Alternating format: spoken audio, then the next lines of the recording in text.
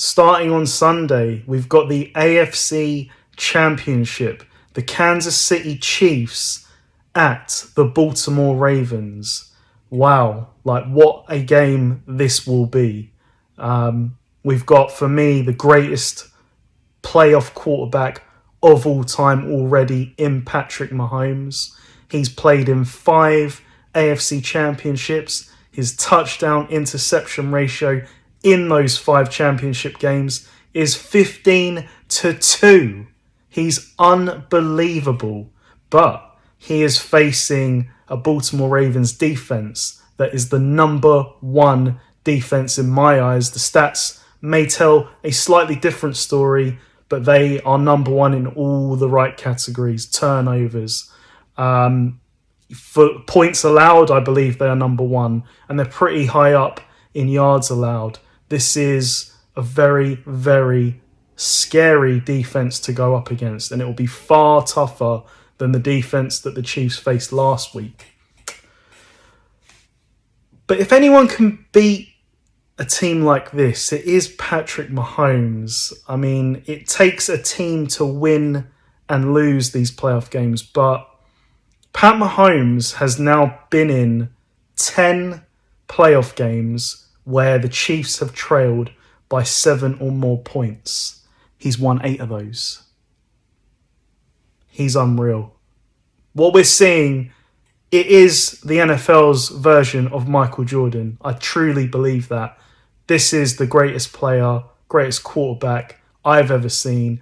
And that is difficult. That used to be difficult for me to say, being, a long-time Aaron Rodgers fan, believer. I thought Rodgers was the greatest quarterback I'd ever seen. Yes, he didn't get to as many Super Bowls as we'd liked, but the teams he took to the championship games were not worthy of being in the playoffs at times. And I just think that Mahomes has one-upped him, because Mahomes is now the one taking teams that, for me, are not Super Bowl caliber all the time. Certainly early in his career, he had a stacked offense at least. But we're seeing him just every year he's been in the NFL, he's made the AFC Championship. And this team, I don't want to disrespect them because they have great individual players at different positions. But to me, this just isn't a Super Bowl level roster. But Mahomes can overcome this most of the time. That's what Rodgers couldn't quite do. Rodgers could take them to the NFC Championship. He took the Packers to the NFC Championship when they didn't belong there. And then they'd come up against the team that did belong there. And yeah, that would be, a rude awakening. Whereas I feel like almost Mahomes is doing the same, but more. And his will, his leadership now, just his playmaking, like he's the ultimate quarterback. I don't think I've seen anyone greater than this guy. You want to look at win-losses, you want to look at Super Bowls, go ahead. But those are team records, team accolades. You want to watch the film and watch the quarterback play. This guy is as complete as there's ever been. Can the Chiefs do it though? Like this, they're going up against the number 1 seed Ravens, and the Ravens do deserve to be the number 1 seed. It's not just the number 1 defense. Lamar had a very, very strong year. Personally, I don't think he should be MVP. Pre-season, my prediction was he would be MVP. So it's a bit ironic now that I'm sort of saying he shouldn't. I just think that, and I'm not trying to be biased, but I just think that Christian McCaffrey outperformed all quarterbacks and has been such a big deal to the 49ers' success. You take Christian McCaffrey away, the 49ers would still be good. Don't get me wrong. I'm not gonna doubt that at all. But he's really taken them to the next level. And, for Lamar to have sort of like 28 touchdowns, McCaffrey had 21 as a running back. So that should tell you how great McCaffrey's year has been. But anyway, Lamar has been great. he finished really strong in December. That's really what's going to win him this MVP award, his second MVP award. In fact, Mahomes is a 2-time MVP award. This is the first conference championship where we're seeing 2 MVPs that were under 30 years old. That's how great these two have been. And a lot of people have said for years, Lamar Jackson isn't elite. Yeah, you look stupid now. And I loved JJ Watt's tweet not so long ago when he kept the receipts. He said, in the off-season, teams were actively, willingly coming out saying, we're not interested in Lamar Jackson. When there was some contract dispute and there was talk of him being traded, teams were very quick to come out and say, yeah, we're not interested in Lamar Jackson. As JJ Watt said, if your GM was one of those people, yeah, fire them, because they don't know what they're talking about. They've got no clue. If they judge Lamar not to be elite, I can't help you. This guy has proven once again this year he is elite. All it took was a veteran in Odell Beckham Jr. and a rookie in Zay Flowers to make that receiving core. I'm not trying to disrespect the guys before that, but they've really brought some excitement, a spark to this passing game. And look at Lamar. It's been a great season overall. Yes, there was some growing pains at the start of the year, but it's a new offense. It's a new offensive coordinator. As I said, they finished very strong. Now, this matchup, I like the Chiefs' corners. I think they can really slow this passing game down. You've got the rookie, Trent McDuffie, who was first team All-Pro. But I don't think enough is being talked about the year that L'Jarius Sneed has had. This guy was not even second team All-Pro, which I think is a disgrace. I think he didn't get it just based off of name recognition and reputation of others, not to call out any names. But he's had a stellar year, basically shutting down or containing a lot of number one receivers this year. Justin Jefferson did not have a big game against him. AJ Brown did not have a big day against him. Tyreek Hill, for the most part, was kept in check as much as you can with that guy. I think that this is a good matchup for the Chiefs in terms of corners versus receivers. Now, Mark Andrews is back for the Ravens this week. He's been out for a long time though. And it's good that they've got, the next man up in waiting, Isaiah Likely, who's been phenomenal. But if you can find some plays where you've got those two on the field together, that will create an issue for the Chiefs, who at linebacker, they have been banged up. So this is where I think you've got to take advantage if you're the Ravens. You've got to try and obviously get the run game going.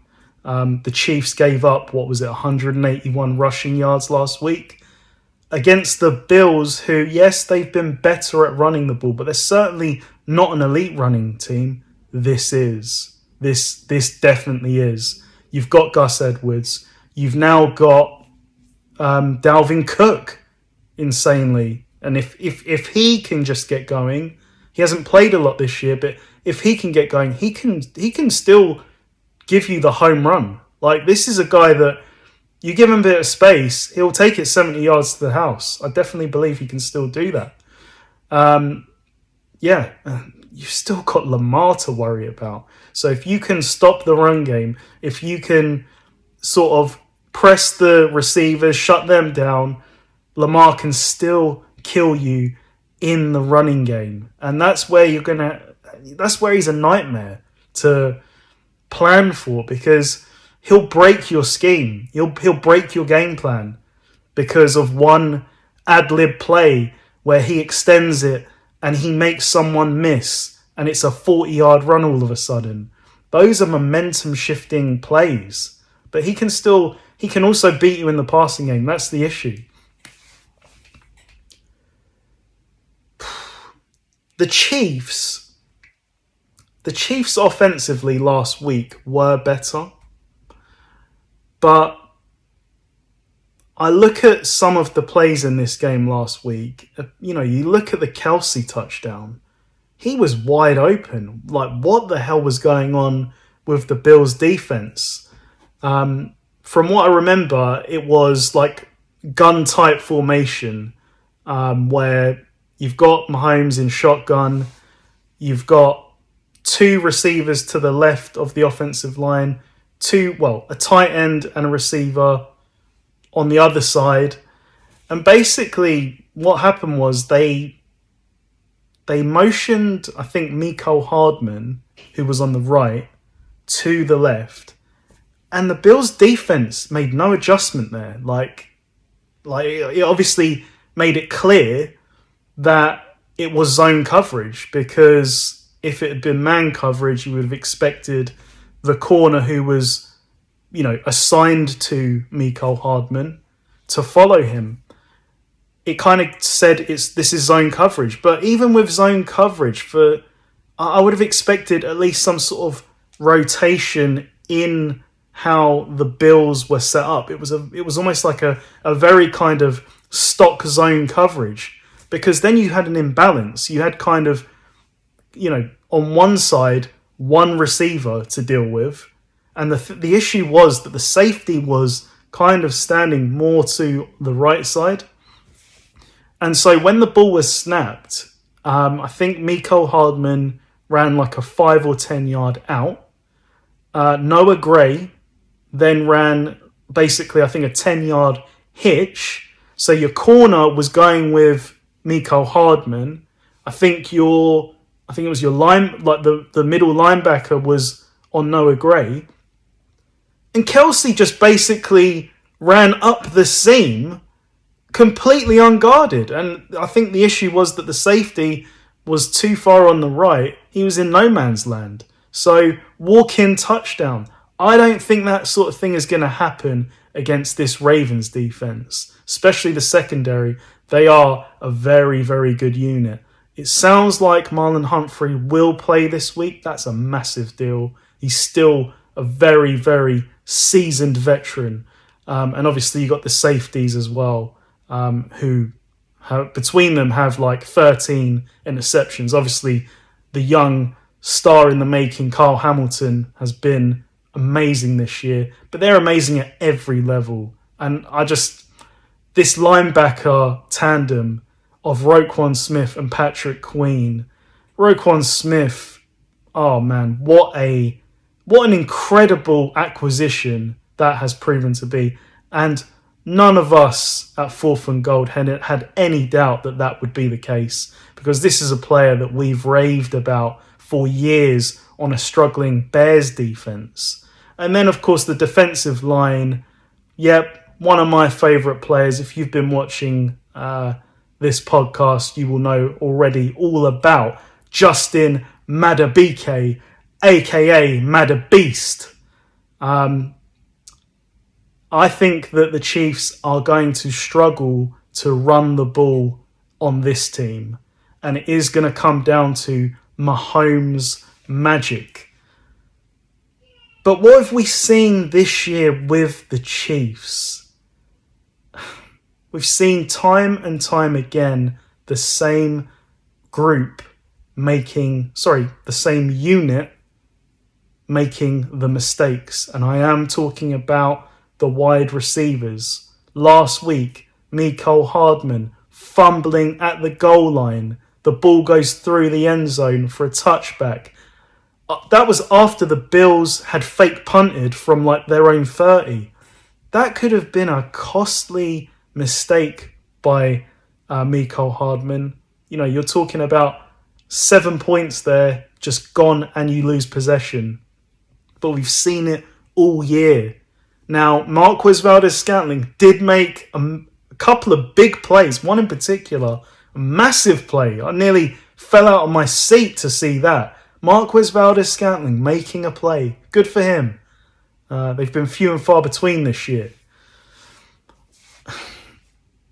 how is Rashee Rice gonna do against this group? How are the Ravens going to play Travis Kelce? They're not going to allow him to have a big game. And one thing I know about the Ravens, they are masters at reducing yards after catch. They will not allow you to have any space after the catch, let alone really catch the ball. You will feel them as soon as you catch that ball. I honestly think this is going to be a defensive struggle type of game. These defenses are better than the offenses that they are coming up against, in my opinion.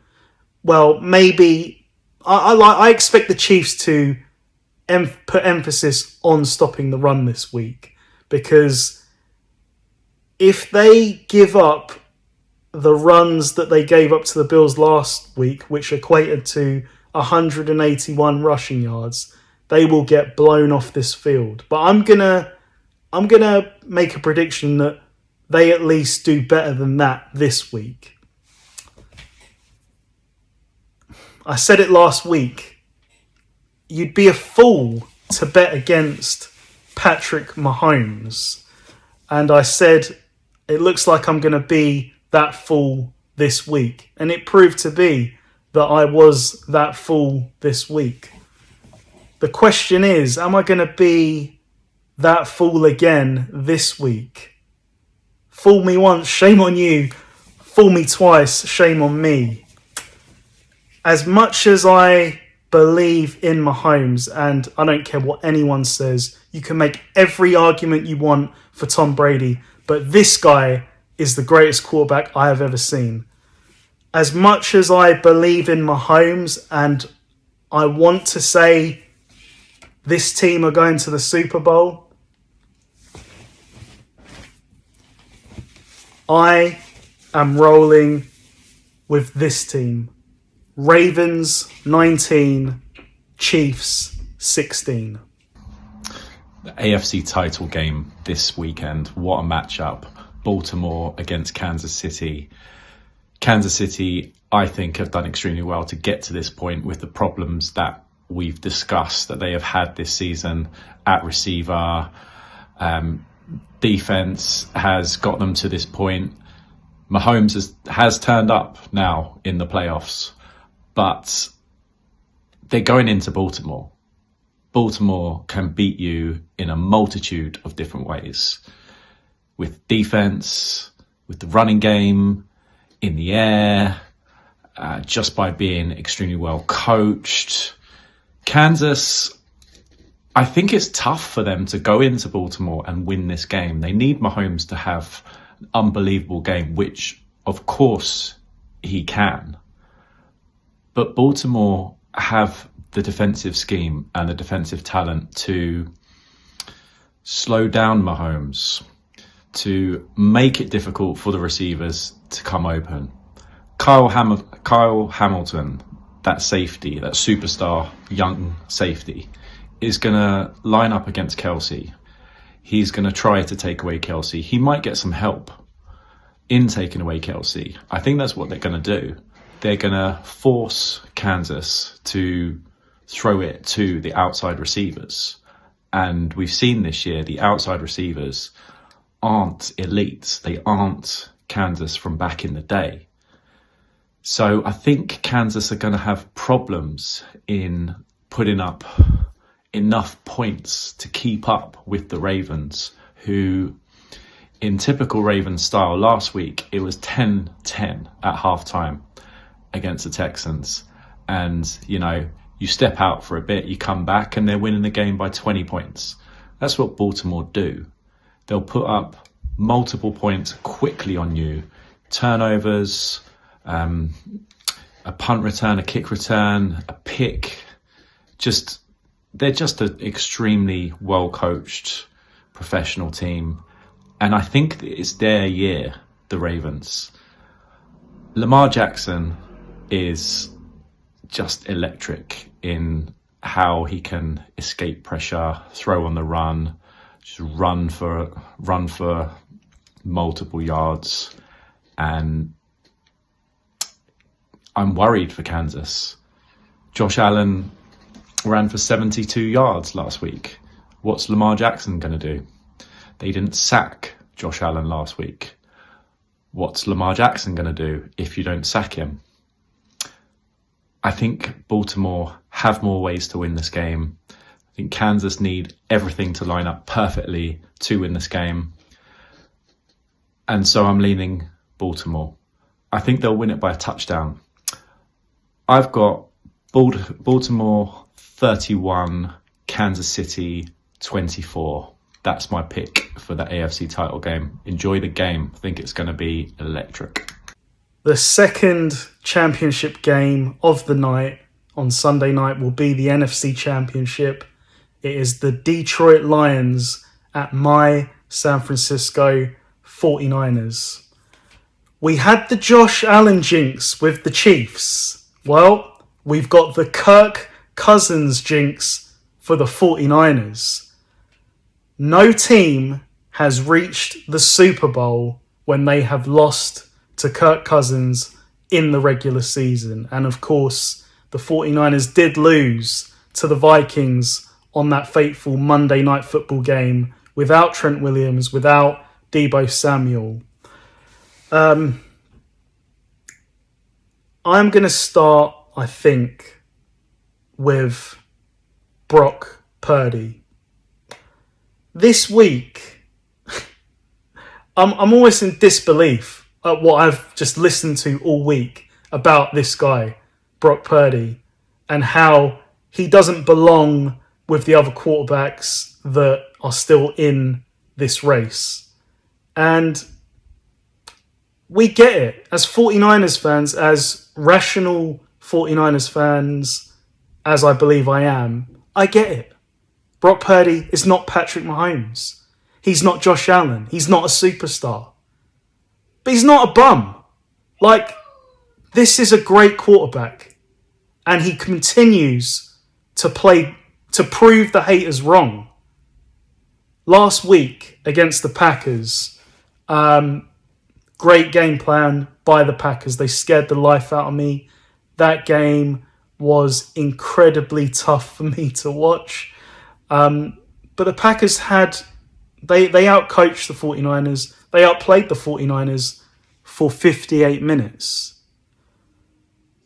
For that 58 minutes, we saw, for the most part, the Packers they were showing sort of five D linemen, almost like, six-man fronts. And that really slowed the run game of the 49ers down. And the 49ers, who didn't play their full team in Week 18, effectively hadn't played a meaningful football game in 3 weeks. There was all kinds of rust on show. But even Purdy was not accurate like he normally would be. But the fact that the run game was getting shut down, they were basically challenging Brock Purdy. Can you beat us in the passing game? And for the most part, it wasn't very good. It wasn't.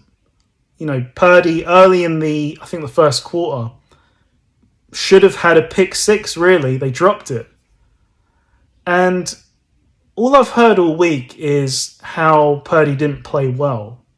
And, he should have had a pick six. He was inaccurate. He can't get it done without the run game. But no one wants to talk about that final drive, do they? The final drive in which, when we had to have it, he made it happen. I think he went something like 5 for 6 for like 65 yards.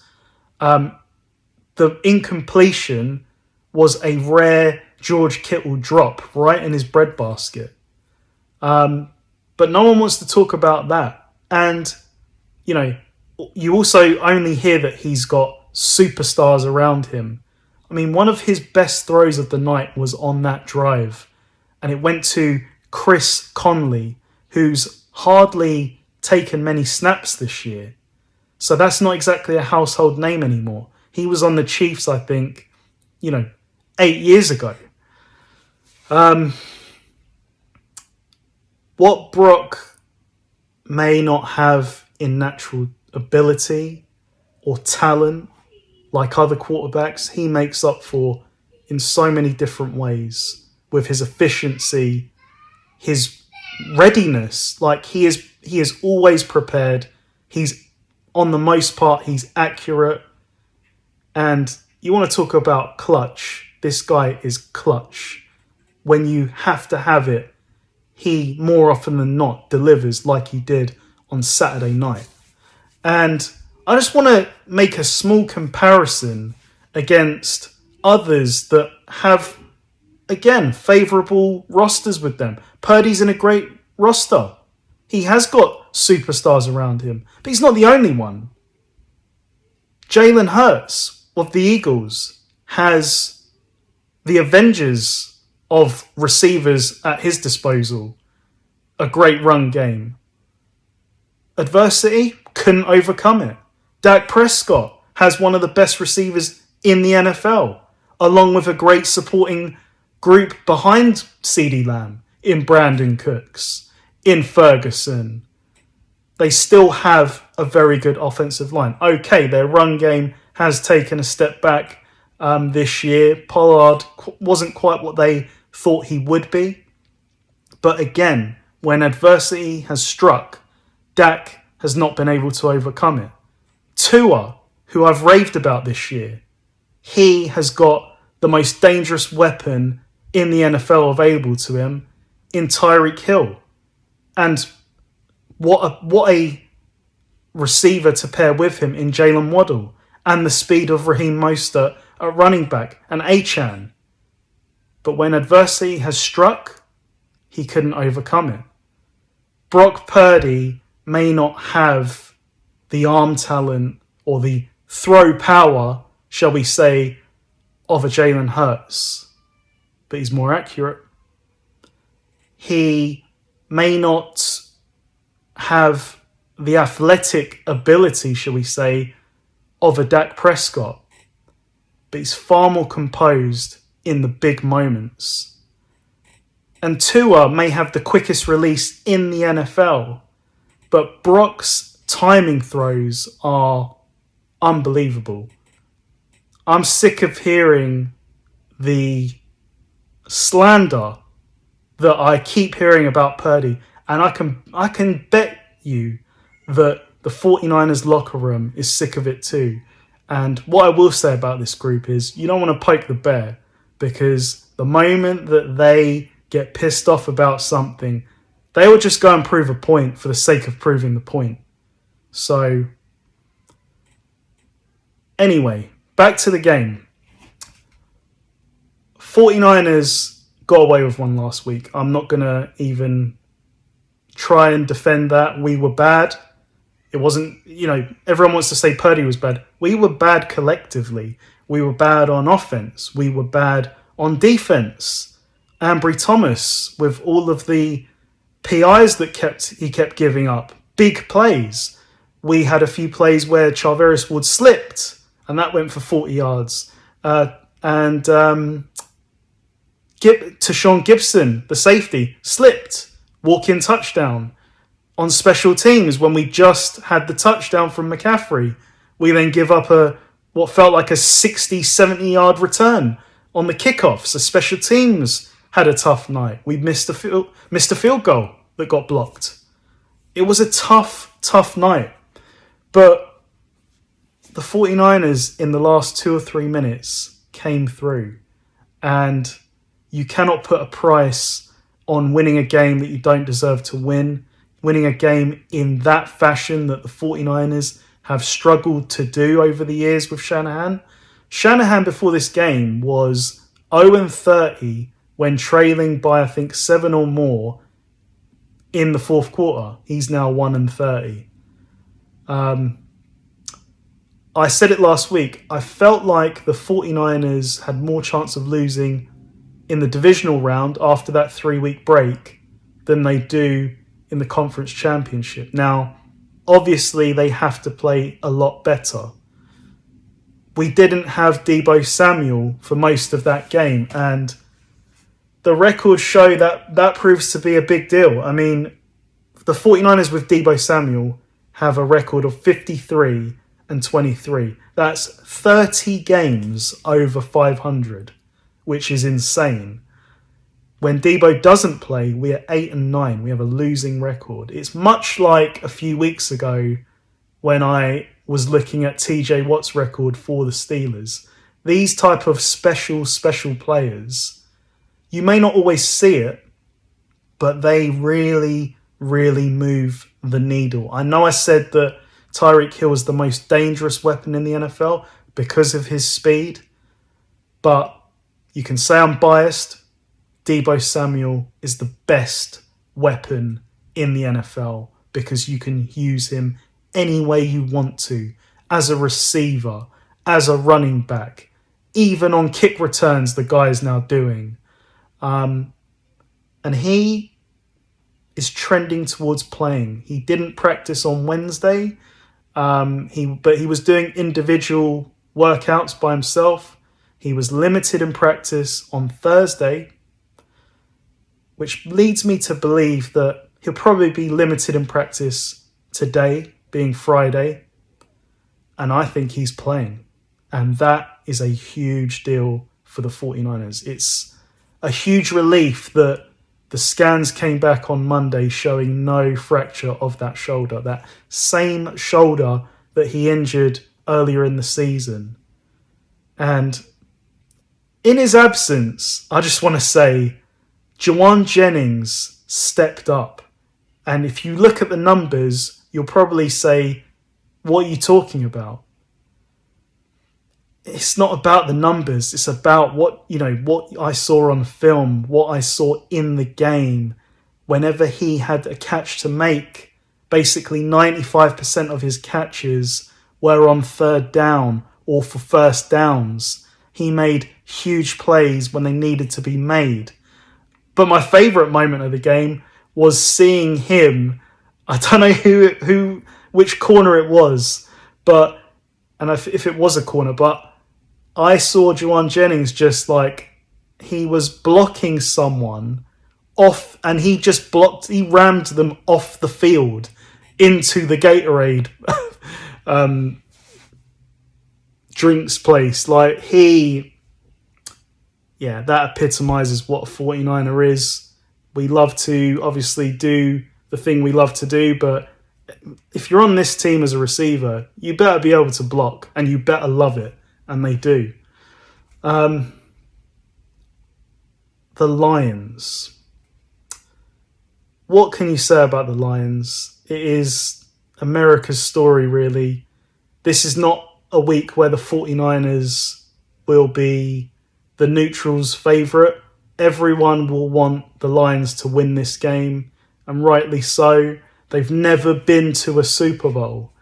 And all credit to Dan Campbell. What a job, what a turnaround this has been for this team. I think Dan Campbell's been there, I want to say, is it 3 years now?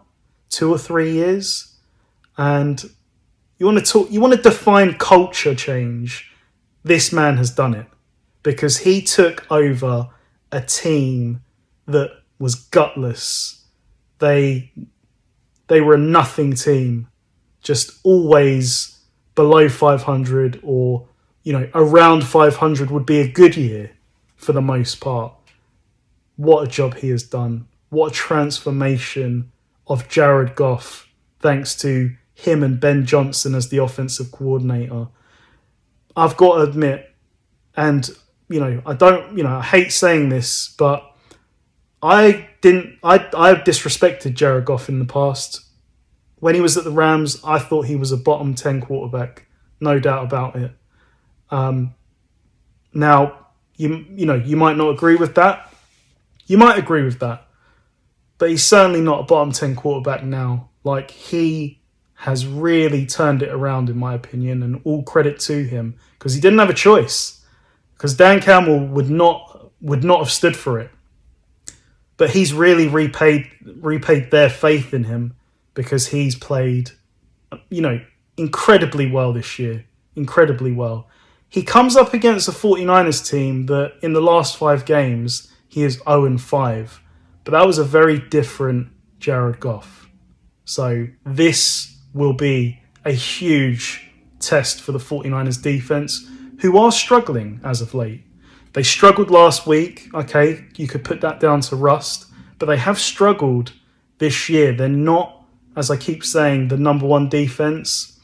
They're probably around sort of top five-ish, in my opinion. If you look at the stats, they probably are a bit better than that, but there's definitely been some struggle this year. Dan Campbell, I talk about culture change. In his first game as the Lions head coach, they were losing the game something like 38-10 at home. Imagine that. That's your home opener. You're losing 38-10. That game finished, I believe, something like 44-38. So that speaks to Dan Campbell's attitude. Like, this team are not going to go down without a fight. You will have them kicking and screaming before you put them away. And that first game was against the San Francisco 49ers. So here we are in the NFC Championship. Who would have thought it? The Lions' offense is special. They have done an incredible job of drafting some of these players. You look at this year, Samuel Joseph Laporta at tight end. What an amazing signing he has been. And this running back, Jahmyr Gibbs. Stephen A. Smith, his name is not Jamar Gibbs. His name is Jahmyr Gibbs. Get it right. It's your job. Jahmyr Gibbs, man, he is special. Like, you want to talk about, and I've said this countless times, Jahmyr Gibbs, David Montgomery, probably the best running back tandem in the NFL because of what they offer. They offer the complete package. With David Montgomery, you've got that physicalness.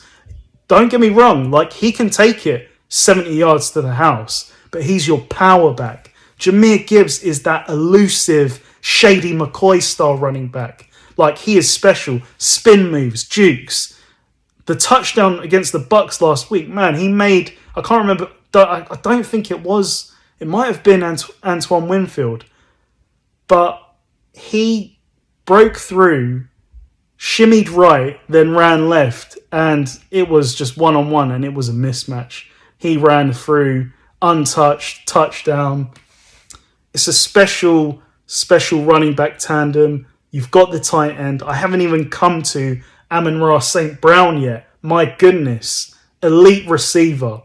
Yards after catch machine. Just get the ball in Amon-Ra's hands and he'll do the rest. But he is a very complete receiver as well.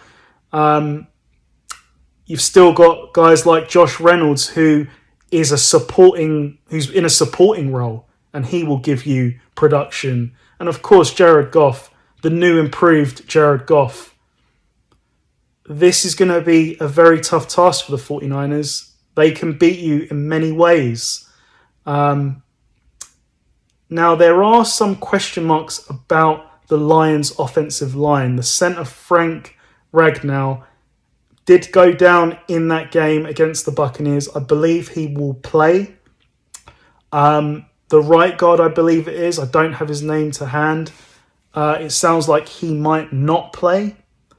And then you've got this defense, this Lions defense, who they're a bit up and down, aren't they? But they are the only team in the NFL, the only defense in the NFL this year that has not allowed a rusher to have 70 yards plus.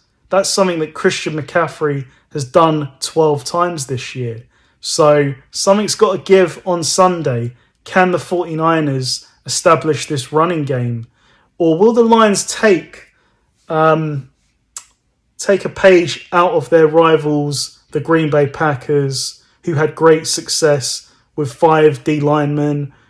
We saw it with the Bengals when the Bengals came to the 49ers. They also went to a 5 D lineman model, and in both cases, it very much limited the run game. And that is the key to slowing down the 49ers offense. If you start getting run on by the 49ers, boy, you are dead in the water, because they will kill you with the play action. They'll keep ramming it down your throat with McCaffrey, and then Purdy will hit you with the kill shot downfield, whether it's to Brandon Ayuk or Deebo Samuel or George Kittle or third and Jawan Jennings. They've got to stop the run. Now, they're not the best team, I don't think, against the pass. But in any case, you've got no chance if McCaffrey goes off on you. And when I just look at the Packers' success they had had great success, really, with 5D linemen. And Shanahan tried every which way to kind of unbalance them or fool them. To begin with, when you saw those kind of looks, instead of running the ball, they would motion McCaffrey to the outside. Purdy throws a quick pass to McCaffrey, try and run it that way. Didn't work for the most part, but that's what I love about Shanahan. Like, he's not just going to be hard-headed and say, this is my game plan and this is what I'm going to do for the whole game. And if it works, it works. If it doesn't, it doesn't. No, he is more dynamic than that. And the looks that he'll give you also just to try and get you thinking, we will run it out of shotgun. We will pass it under center. We'll give you the same looks and do the opposite. And a lot of the time, the Packers said, well, we're just going to put our 5D linemen down and we're going to stop the run and you're going to have to beat us in the passing game. And our secondary has been pretty damn good lately. And for the most part, that worked. But then came the Christian McCaffrey touchdown that went for 40 yards. On the play, they had 4 D linemen down, but they had an extra defensive back out there.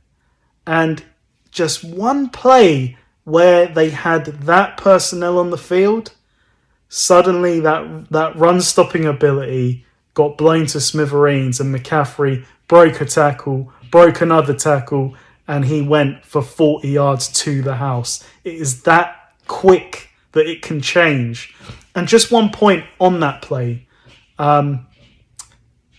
there was supposed to be a motion pre-snap, but the 49ers were running out of time on the clock, on the play clock.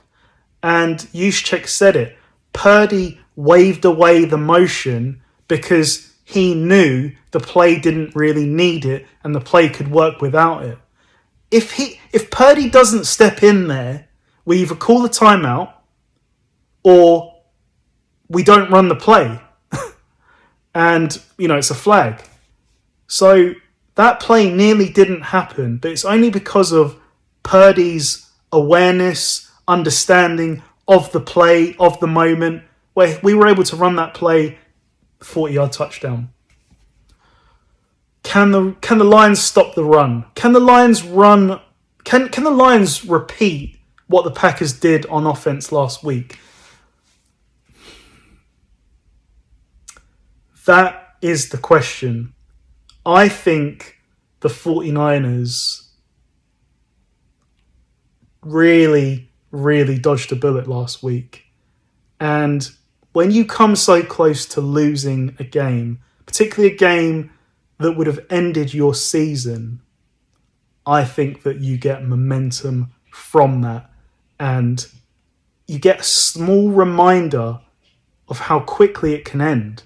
And I don't think these 49ers players want this to end. So as much as America believes that, not believes, but wants the Lions to win, I think this will be a much higher scoring game than the Ravens and the Chiefs. I think the 49ers were on a mission this year, given what happened in the NFC Championship last year with Purdy getting injured on the first drive. And that this group aren't just going to forget that. The Lions' incredible run, can they get to their first Super Bowl in their history? It's already incredible that they've won 2 playoff games. They haven't done that. They haven't won 2 playoff games in the last 66 years. But I am going to roll with this team. My team, the San Francisco 49ers, right the wrongs of last year. High scoring game. Lions 28, 49ers 34. The NFC title game. Detroit.